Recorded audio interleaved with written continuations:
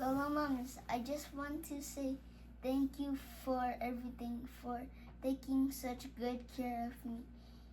When I was a baby, I will always remember the time we were in Bangkok. I love you, Lola Moms. Lola Moms, I know you can't hear my message anymore, but I just want to say thank you for everything. I praise to the Lord for giving me a chance to be with you. I was a kid when you were in Bangkok. I saw a baby picture when Mom gave me. When Mom gave birth. You were there, holding me. Even you're the one who gave the first bath. When I came to this world, I remember how whatever I want something, you would just say, okay, let's go to 7-Eleven and buy whatever you want. It shows me how lucky I was to have a generous little moms. Thank you so much. We will meet again when Jesus comes with Lola Dads. I just want to say thank God that I am very lucky granddaughter to have you, Lola Moms. I'm the one who holds so many beautiful memories with you. You were there for me from the time I was a baby and even when Liam and Jaden came into our lives. I will never forget how you took care of me and my siblings with so much love. Thank you for raising such a good son who is my dad. Thank you for all the lessons you taught me to always be a respectful and to love Jesus more each day. I'm sorry that we were not there during the last moments of your life, but please know that you are always in my prayers. I truly believe that one day, when Jesus comes again, you will all be together. I love you so much, Lola Moms. Good evening, everyone. I just want to thank you for being here tonight as we are going to remember and honor a truly special woman. To my mom-in-law, though the title never fully captured who you were to me, you were more than a family by marriage. You were a source of warmth, strength, and quiet wisdom.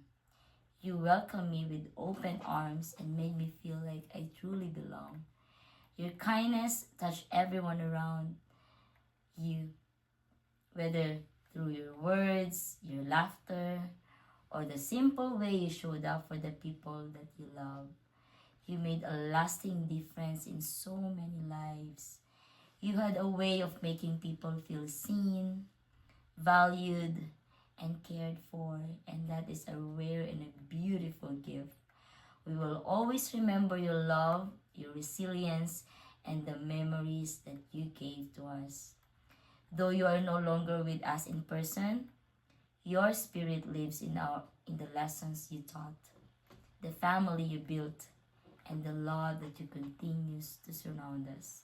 Thank you so much, Mama, for everything you gave, everything you were, and everything you will always mean to us.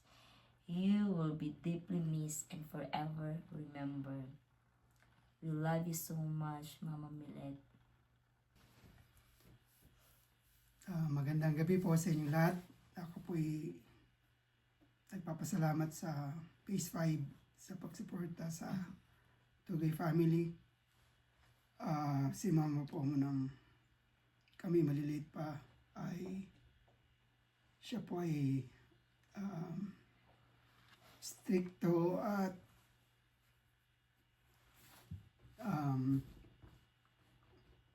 straightforward magsalita, pero may puno ng love sa amin. Tinuruan kami ni Mama paano maging independent sa bawat isa. Dahil kami puro lalaki.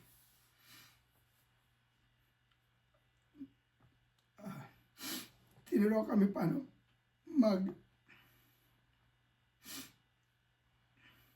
mag-take care ng aming gamit.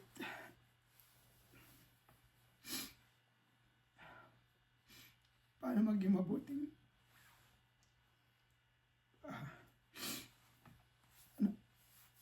anak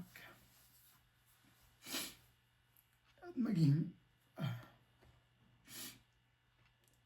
disiplinadong tao. Hindi ko ito makakalimutan kay Mama. Bagamat ako'y malayo sa kanila,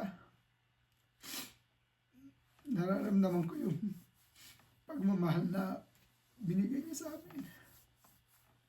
Nung nasa Thailand pa kami, nagas kami na tulungan kaming alagaan ng mga bata. Hindi sila nagdalawang isip na tumanggi. Pumunta sila ng Thailand para gabayan kami, para alagaan yung mga bata. Patuloy kami makapagtrabaho sa Thailand. Isang blessing yun para sa amin dahil nagkasama kami doon sa Thailand. Masaya. Kasama si Daddy at si Mama. Sumunod, habang tumatagal, nilagay niya si Jacinth. Tapos si Liam at si Jaden. Isang malaking papasalamat sa sakripisyo at oras na binigay nila para sa amin. Thank you, Ma. Pero alam ko hindi mo na ito maririnig. Pero grateful ako dahil ikaw yung naging mother ko. Marami akong natutunan. Marami akong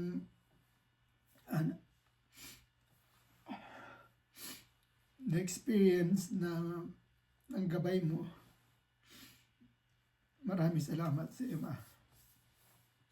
Dahil pinalaki niyo kaming tatlo na maging malakas, maging matatag, na kaya namin sa aming sarili kung kami man ay mag-isa lang, kaya namin iyan din ang aming sarili.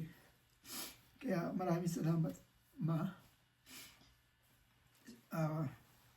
Sayang hindi ako nakapunta dyan, hindi kita nahag, nakis sa mga oras na kailangan mo. Pero that's the God's plan siguro,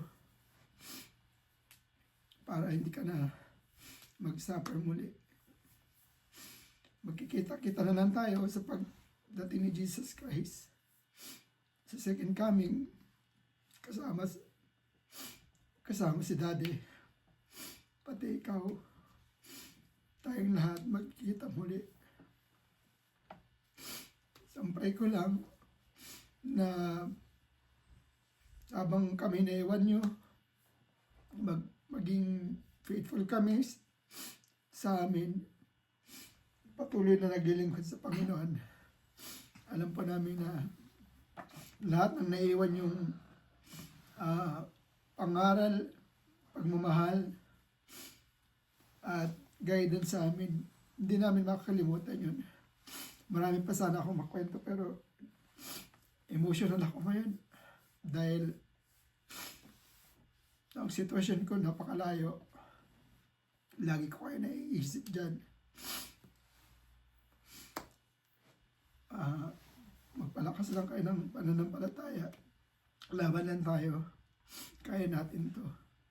Kung ano mga problema natin, malampasan din natin to. Salamat, Ma, sa inyo ni Daddy. Hindi ko kayo makakalimutan. Nandito kayo sa aking puso. Yung mga plano namin ni Jack na someday na makapunta kayo dito, hindi na matutuloy dahil nabago ang plano. Pero masaya na rin ako dahil nakapahinga ka na, hindi ka na nahihirapan. Maraming salamat sa iyo, Ma, sa walang sawang pagmamahal, pag-remind, at mga bagay na maging matatag sa mga oras ng mga pagsubok sa buhay. Maraming salamat sa iyo, Ma. hindi ka namin makakalimutan. Maraming salamat. Dahil kami tatlo na lang, ako, si Ryan, si Iye, kung ano mga problema namin, nakakaharapin, pag-uusapan namin, at kami tatlo ay magtutulungan, ano mga kailangan namin